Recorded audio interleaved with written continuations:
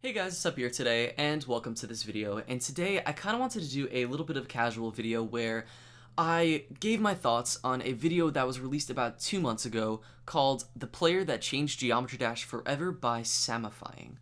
So, I was just looking for some Geometry Dash content to watch. I was just scrolling through YouTube and it came up in my recommended, and I didn't know what the video was about, and about a minute into the video, I believe, when he reveals that the video is actually about FunnyGame, I took a step back.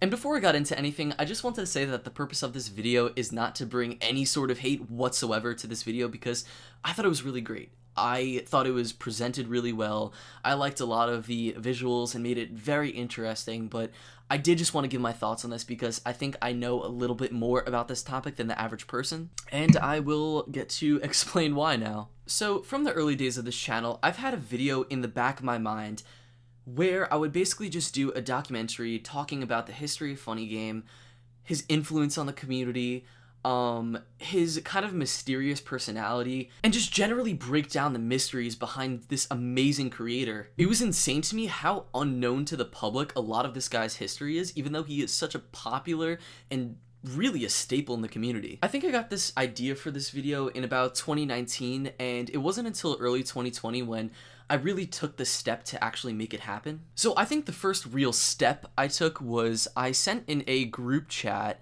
with a bunch of Geometry Dash players saying essentially, hey, DM me, I have this idea for this video, and if you want to help, just, let me know and we can discuss it in DMs. And the only person that really reached out to me was this person. I'm not even going to try to pronounce their name. They DM'd me, hello, and I said, hey, so I wanted to make a documentary about FunnyGame, so I was wondering if you could help me write the script, or give me some ideas if you could.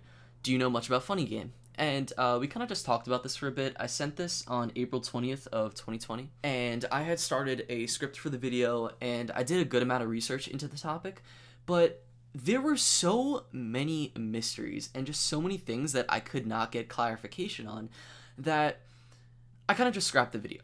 It's definitely something that I've always had in the back of my mind for a while, because I was thinking if I ever get the time to do tons of amounts of research and create like a cohesive timeline, I would make this video. Back to Samifying's video, even though I did think it was really great, I don't think it created a completely cohesive timeline of FunnyGame. So Samifying's video is split up into 6 parts, and I'm just going to go through each part of the video, give some of my thoughts, throw out some questions, and maybe add some additional information that maybe he didn't add that I potentially know. Okay, so when I originally watched this video, I thought that Samifying took kind of a weird approach to the video explaining the history of Geometry Dash, because I figured that most of the people watching this video probably know what Geometry Dash is already and how to play, so I didn't really understand the reason why he went into the ins and outs of how to play the game.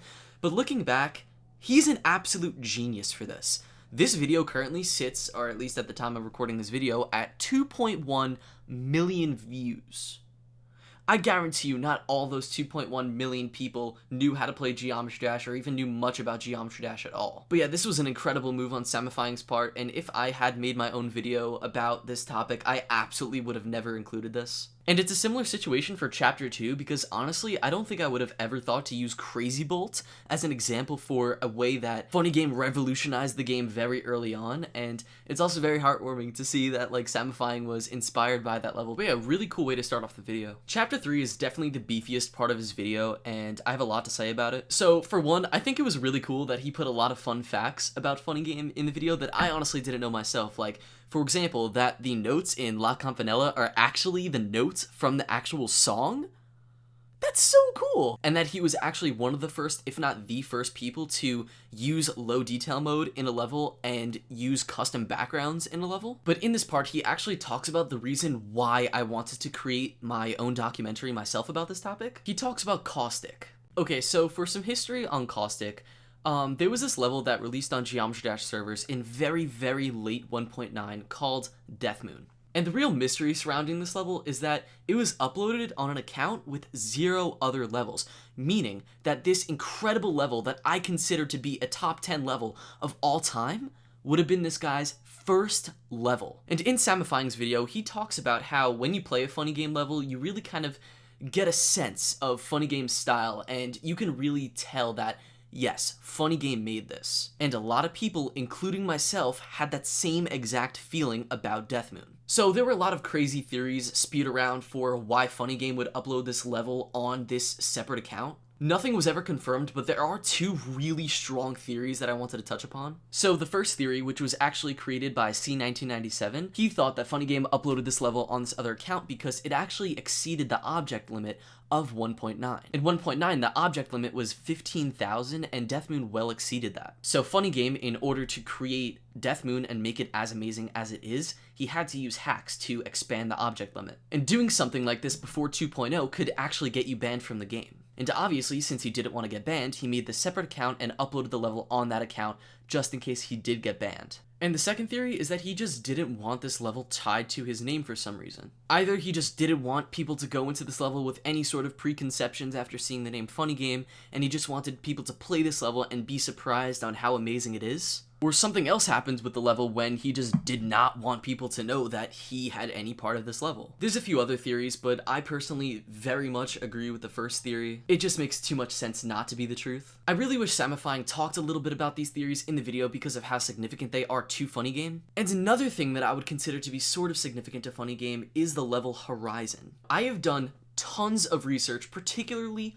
on this level. Playing this level, I personally got that very strong feeling that FunnyGame made this level like I did with Deathmoon. And I had talked to a few other people about this level and they got that same feeling. So is Mylon FunnyGame, and did FunnyGame make Horizon? I don't see why he would have a need in 2.0 with an expanded object limit to make another account and upload a level that he could have easily just put on his main account. Supposedly, according to geometry-fandom.com, FunnyGame confirmed on his profile that he is not Mylon, the person who created Horizon. I honestly don't know how to feel about this, because he could easily just be lying about this like he lied about being Caustic. I found a post from April 8th, 2016 of someone saying that FunnyGame made a status saying that Mylon was actually an account that he borrowed? What?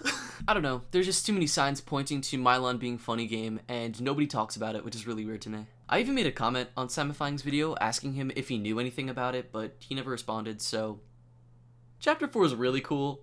I had this exact idea of trying to contact different creators and having them give their opinion on FunnyGame to kind of really show how much he's influenced the game and the creators who make the game what it is. Guess great minds think alike. And while he doesn't explicitly state it, Samifying essentially says that he thinks that Simplism is the last level that FunnyGame made before he handed his account over to GeoGame. Because I may have found an inconsistency within Samifying's video.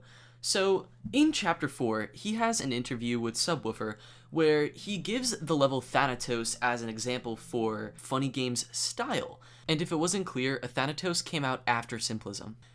If Simplism was actually FunnyGame's last level, then Thanatos would have technically been a GeoGame level, not a FunnyGame level. Honestly, I would love to hear Subwoofer's thoughts on this, because is it that he didn't realize that the level was from the GeoGame era, or does he know more than we know? When it comes to Chapter 5, it kind of blew my mind because I had no idea the reason why FunnyGame quit. There were just so many theories that it became so confusing that the whole thing about him getting a job and it taking too much of his time that he couldn't play Geometry Dash anymore, it's something I've just never heard before. It's clear that Samifying believes that FunnyGame did leave and hand his account over to GeoGame, never to come back to Geometry Dash again, but maybe that's not the case. Maybe he did have massive influence on GeoGame's levels.